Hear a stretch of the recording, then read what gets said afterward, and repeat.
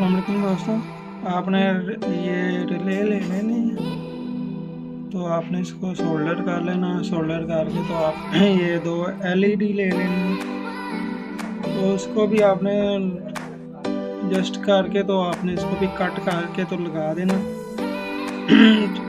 Channel को subscribe like share कर देना। इसका आपको पार्ट नेक्स्ट चाहिए तो चैनल को सब्सक्राइब कर लेना, तो कमेंट भी कर देना। तो आपने इस तरह से इसको जोड़ देना, प्लस माइनस का आपने ध्यान करना।